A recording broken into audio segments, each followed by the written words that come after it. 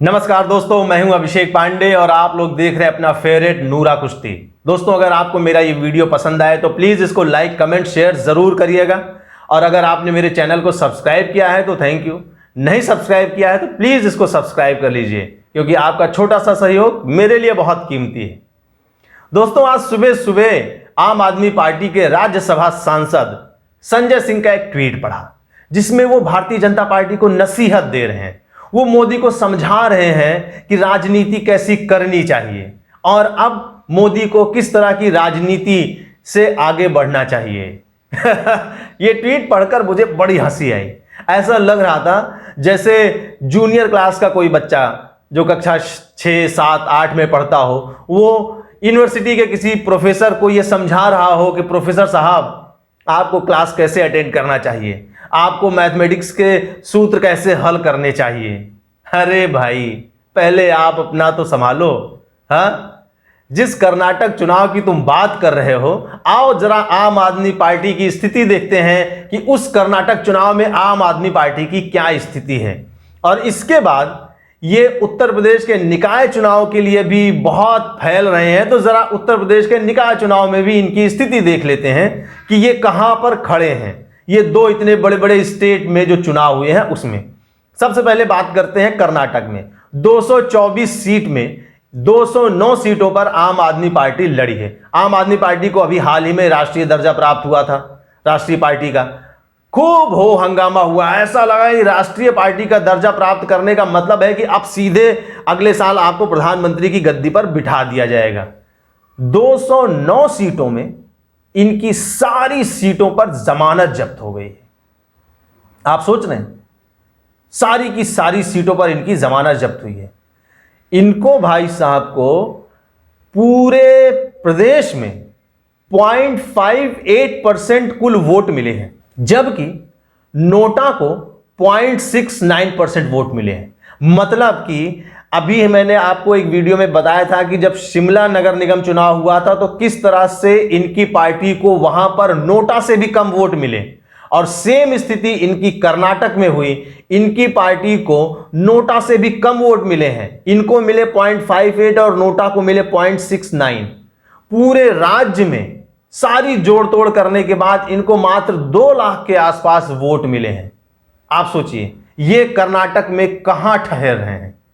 राष्ट्रीय पार्टी का दर्जा प्राप्त कर चुके आम आदमी पार्टी को कर्नाटक की जनता ने जो लात मारी है, जिस तरह से भगाया है कि इनकी बुद्धि हरी हो गई है। इनको समझ में आ गया है कि किस तरह से राजनीति करनी चाहिए। और जो वहां के प्रदेश अध्यक्ष हैं आम आदमी पार्टी के, वो ये कह रहे हैं कि अरविंद केजरीवाल को दिल्ली संभालना है, दिल्ली उनके लिए ज्यादा महत्वपूर्ण है, इसलिए वो यहां पर चुनाव प्रचार करने नहीं आए। अरे मेरे भाई लल्लू लाल, अगर उनके लिए दिल्ली ज्यादा महत्वपूर्ण है तो वो कर्नाटक में बिना वजह आप लोगों की मिट्टी पलीत क्यों कर रहे हैं? क्यों उन्होंने ऐसी स्थिति कर दी कि अब आप कर्नाटक की गांव गलियों में जब निकलेंगे तो लोग आपको देखकर हंसेंगे और लोग आपको नोटा नोटा नोटा कह के चिल्लाएंगे, चिढ़ाएंगे। आपको नोटा से भी कम वोट मिले हैं, तो ऐसी दुर्गति तो कम से कम उनको नहीं करनी चाहिए थी। अगर उन्होंने यहां पर अपनी पार्टी को लड़ने के लिए भेजा था और 209 सीट पर उन्होंने अपने कैंडिडेट खड़े किए थे, तो कम से कम लड़ना तो चाहिए था। ये तो वही है कि हम भैया मैदान में खड़े हो गए हैं, आओ हमको मार लो। हाँ, चारों तरफ से हमारे ऊपर लाठी डंडे बरसाओ ताकि हम जनता के सामने जाके रोएं और विक्टिम कार्ड खेलें कि अरे साहब हमको तो बहुत मारा, हम तो वहां पर गए ही नहीं, अरविंद केजरीवाल आए ही नहीं, नहीं तो हम तो सीधे प्रधानमंत्री बन जाते, राष्ट्रपति ही बन जाते, है ना। ये सब बातें हवा हवाई हैं। जनता देख रही है कि शिमला नगर निगम चुनाव के बाद कर्नाटक विधानसभा चुनाव में आम आदमी पार्टी की क्या दुर्गति हुई है। अब आते हैं हम लोग उत्तर प्रदेश के निकाय चुनाव में। उत्तर प्रदेश के निकाय चुनाव में इनकी नगर पालिका की 2 सीट पे इनके कैंडिडेट जीते हैं, 2 या 3 सीट पे, और कुछ वार्ड के सदस्य इनके जीते हैं। अरे भाई, तुमसे ज्यादा, तुमसे कम से कम 10-20 गुना ज्यादा वार्ड सदस्य तो निर्दलीय जीते हैं। ये जो जीते हुए लोग हैं, ये आम आदमी पार्टी की टिकट पे नहीं जीते हैं, ये वो लोग हैं जो निर्दलीय भी लड़ लेते तो जीत जाते हैं। तो आपको ये समझना चाहिए कि उत्तर प्रदेश में जो कि इतना बड़ा स्टेट है और इतनी ज़्यादा सीटें हैं, उसमें आपको 7,000 में 4, 6, 10 सीटें मिल रही हैं। मतलब परसेंटेज जोड़ोगे तो ये भी वही 0.058% के आसपास ठहरेगा। तो कर्नाटक चुनाव में और उत्तर प्रदेश के निकाय चुनाव में, दोनों चुनावों में जो आम आदमी पार्टी को जनता ने लात मारी है, उसको आप सहलाइए, वहां पर थोड़ा सा आयोडेक्स लगाइए, वहां थोड़ा बाम लगाइए, उसकी सिकाई कीजिए। नरेंद्र मोदी को ज्ञान मत दीजिए। नरेंद्र मोदी को बहुत अच्छे से पता है कि उनको राजनीति कैसी करनी है और किस तरह की राजनीति वो कर रहे हैं और जनता उनको कितना चाहती है। ठीक है, कर्नाटक चुनाव पर अगर आप उनको ज्ञान देना चाहते हैं तो पहले कर्नाटक चुनाव का थोड़ा एनालिसिस कर लीजिए।